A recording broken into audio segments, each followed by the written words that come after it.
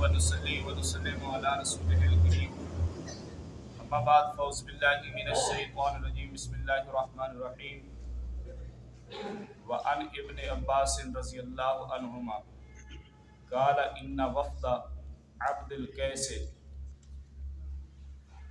لما اتوا النبي صلى الله عليه وآله وسلم قال رسول الله صلى الله تعالى عليه وآله وسلم من القوم من الوفد قالوا ربيعة قال مرحبا بالقوم او بالوفد او كما قال ان الله وملائكته يصلون على النبي يا ايها الذين امنوا صلوا عليه وسلموا تسليما الصلاة والسلام عليك يا سيدي يا رسول الله الصلاة والسلام عليك يا سيدي يا حبيب الله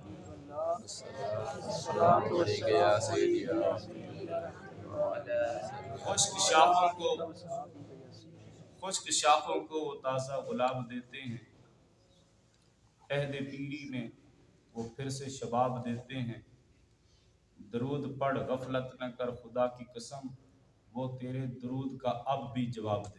سبحان اللہ۔ الصلاۃ والسلام علیک یا سیدی یا رسول اللہ، الصلاۃ والسلام علیک یا سیدی یا حبیب اللہ، الصلاۃ والسلام علیک یا سیدی یا رحمت للعالمین وعلی آلک و اصحابک یا سیدی یا خاتم المعصومین۔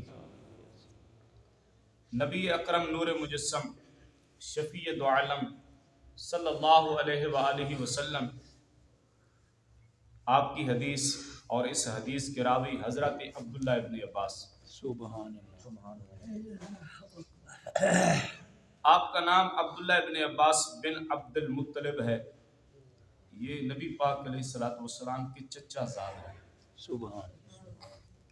آپ کی والدہ محترمہ لبابہ بنت حارث، یہ آپ کی والدہ محترمہ کا نام ہے۔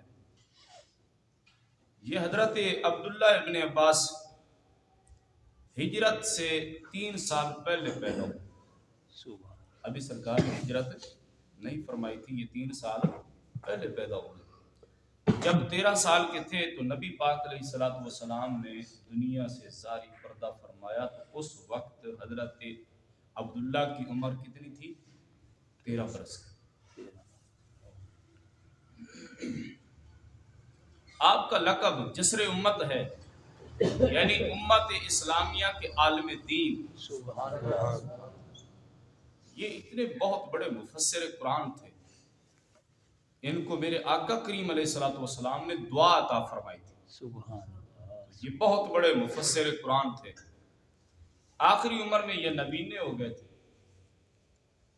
تو 68 سن ہجری میں طائف کے مقام پہ 81 برس کی عمر میں، اللہ اکبر، 71 برس کی عمر میں،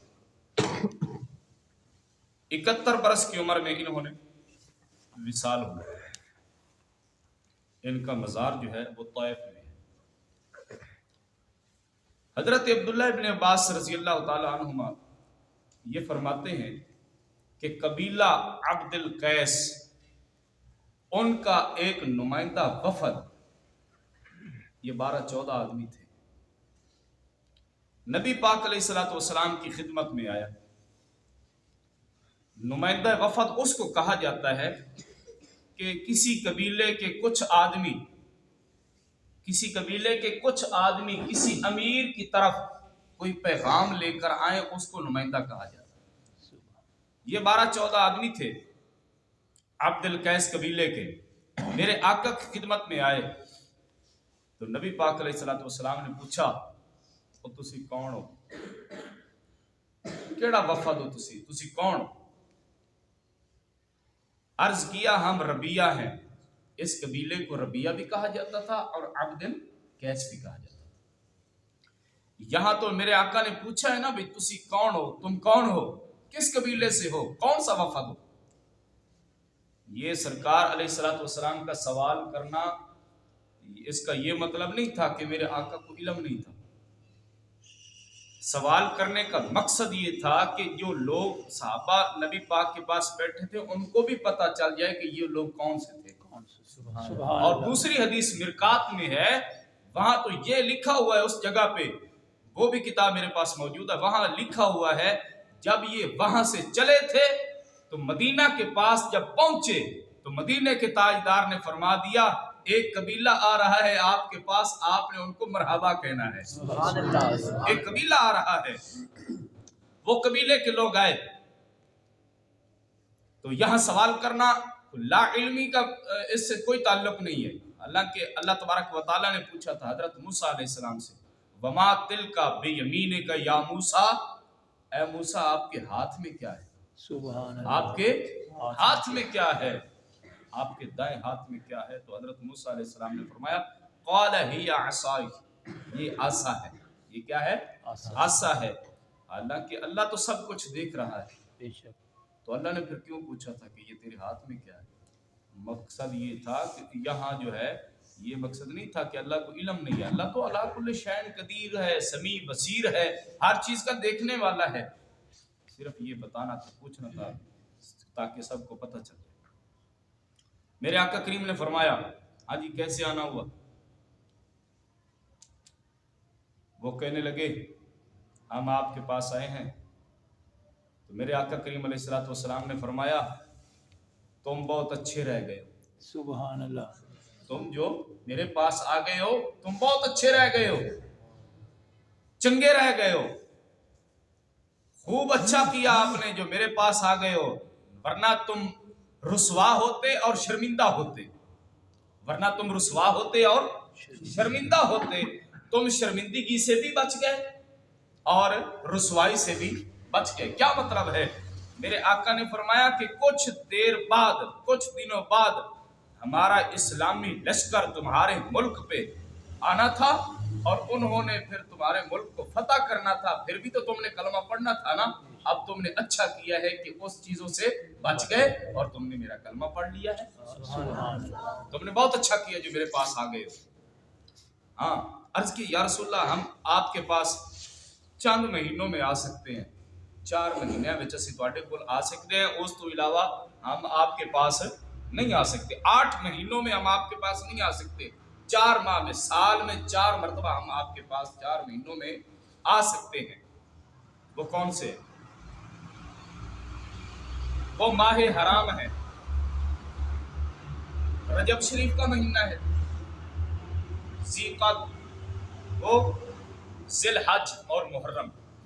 کتنے مہینے ہو گئے؟ 4۔ انہوں نے کہا کہ ہم 4 مہینوں میں آپ کے پاس آ سکتے ہیں، اس کے علاوہ ہم آپ کے پاس نہیں آ سکتے۔ کیوں؟ وہاں ایک قبیلہ جو تھا وہ موجود تھا، وہ قتل و غارت کرتے تھے۔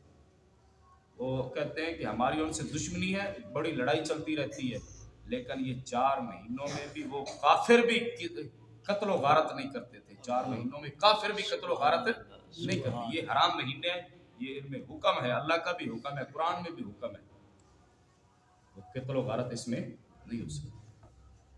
انہوں نے کہا ہم 4 مہینوں میں آپ کے پاس آ سکتے ہیں، اس کے علاوہ ہم آپ کے پاس نہیں آ سکتے۔ ایک قبیلہ مدر ہے جو ہمارے اور آپ کے درمیان حائل ہے، لہٰذا ہم آپ کے پاس نہیں آ سکتے، ان سے ہماری دشمنی چلتی رہتی ہے۔ یہ 4 مہینوں میں وہ قتل و غارت نہیں کرتے، ہم آپ کے پاس اسی لیے تشریف لائے، لہٰذا ہم اب آ چکے ہیں، ہمیں فیصلہ کن خبر دے دیں جس کی خبر سے ہم اپنے پچھلے والوں کو بھی بتا دیں۔ ایسی فیصلہ کن خبر ہمیں دیں کہ ہم اپنے پچھلوں کو بھی بتائیں۔ کون سی خبر؟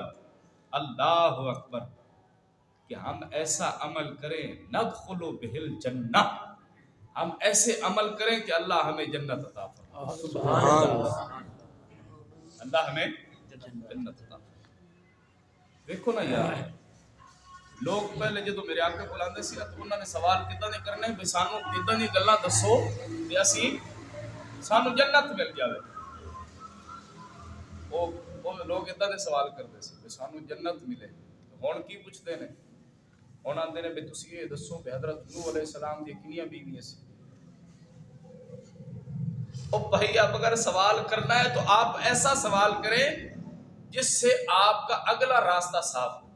بے شک سبحان، آپ نے جتنی حدیثیں سنی ہیں اب تک سن چکے ہو، جو بھی آدمی آتا تھا وہ کون سا سوال کرتا تھا کہ जन्नत का, मुझे ऐसा अमल बताएं कि मुझे अल्लाह जन्नत अता फरमाए। ये भी आदमी अब आए हैं तो ये भी यही पूछ रहे हैं, हमें फैसला कौन खबर बता दें, हम अपने पिछले वालों को भी बता कर जाएं कि ये अमल करो तो अल्लाह आपको जन्नत अता फरमाएगा। अल्लाह अकबर। ये आदमी जब आए तो नबी पाक अलैहिस्सलातु वस्सलाम ने उनसे शराबों के मुतालिक पूछा, शराबों के मुतालिक। तो सरकार अलैहिस्सलातु वस्सलाम ने फरमाया, मैं तुझे 4 चीज़ों से मना करता हूँ और 4 चीज़ों का हुक्म देता हूँ, सुभान अल्लाह। तो तुम पक्के जन्नती बन जाओ। कौन सी 4 चीज़ें? जैसे हुजूर नबी पाक अलैहिस्सलातु वस्सलाम ने आपने हुक्म दिया, आपने फरमाया अल्लाह पर ईमान लाना सुभान और उसके हुक्म को मानते रहना, अल्लाह पर ईमान रखना, उसके अलावा किसी को शरीक ना ठहराना, और अल्लाह और उसके रसूल सल्लल्लाहु अलैहि वसल्लम की फर्मा बरदारी करना, और ये गवाही देना कि अल्लाह के सिवा कोई माबूद नहीं है, मोहम्मद अल्लाह के रसूल हैं, मोहम्मद अल्लाह के रसूल हैं। क्या मतलब? कि सिर्फ खुदा को ही मान लेना ईमान की निशानी नहीं है, साथ साथ नबी पाक अलैहिस्सलातु वस्सलाम को भी मानना पड़ेगा, फिर जाकर तुम कामिल आप ईमान वाले बन जाओ। अल्लाह को भी मानना पड़ेगा, रसूलुल्लाह को भी मानना पड़ेगा। बस हदीस थोड़ी सी रह गई है, तशरीफ रखें, इंशाल्लाह ईमान ताज़ा होगा। अल्लाह को मानना और उसके रसूल को मानना, यानी कि सरकार ने फरमाया कि मुझे भी मानना और अल्लाह के साथ किसी को शरीक न ठहराना, मोहम्मद अल्लाह के रसूल और उसके बंदे हैं। नमाज कायम करना, सुभान की करना, नमाज के ये जन्नत ले जान दे वास्ते एक सबब है। नमाज कायम करना, ज़कात देते रहना और रोजे रखना। क्या करना? रोजे रखना। यहाँ हज का जिक्र नहीं है, वो शारे फरमाते हैं अभी हज फर्ज भी नहीं हुआ था, हज जो है वो 8 सन हिजरी में फर्ज हुआ है, 8 सन हिजरी में फर्ज हुआ है। वो फरमाते हैं यहाँ इसलिए हज का जिक्र नहीं है। मेरे आका ने फरमाया भाई रोजे भी रखना है, नमाजा भी पढ़निया ने, मुझे भी मानना है, मेरे अल्लाह को भी मानना है। वो फरमाते हैं ईमान तो वो पहले भी ला चुके थे, लेकिन हजूर के पास जब आए तो सरकार ने और भी फरमाया भाई नमाजा भी पढ़निया ने, ज़कात भी देनिया ने, रोजे भी रखने ने। और नबी पाक अलैहिस्सलातु वस्सलाम ने फरमाया कि माले गनीमत जो तुम जंग करते हो, जंगों में जो तुम्हें माल मिलता है उसमें से 5वां हिस्सा यहाँ भी हाजिर करना है, सुभान अल्लाह। 5वां हिस्सा इधर भी देना है, बाकी जो हिस्से 4 हैं वो आपने अपने मुजाहिदीन में तकसीम कर देना। आइए, और 4 चीजों से मना फरमाया, वो कौन सी है? सरकार ने फरमाया ये एक बर्तन है, जो सरकार ने फरमाया अनिल खिंतुम वद्दुबाई वन्नकीरे वल मुज़फ़्फ़ते। सरकार ने फरमाया ये 4 बर्तन हैं। कोई की नहीं, वो फरमाते हैं कि एक कद्दू शरीफ सी, कद्दू लंबा जिवें कद्दू नहीं होंगे इस तरह के, ऊपर से वो काट देते थे, विचू ओदे बीज ही हर बला कढ़ के उन्होंने सुका ते ओदे विच शराब रख के रखते सी। किस रख दिया? शराब। और बाकी ये चारों ये बर्तन हैं शराब वाले, उनके ही नाम है, वो प्याले वगैरह। सरकार अलैहिस्सलातु वस्सलाम ने फरमाया इनके नजदीक भी ना जाना। क्यों? वो इसलिए कि शराब अभी नई नई हराम हुई थी, शराब की हुर्मत अभी अभी ताज़ा ताज़ा आई थी, तो इसलिए हुजूर ने फरमाया कि तुमने उनके बर्तनों को भी हाथ नहीं लगाना। उसकी वजह क्या है?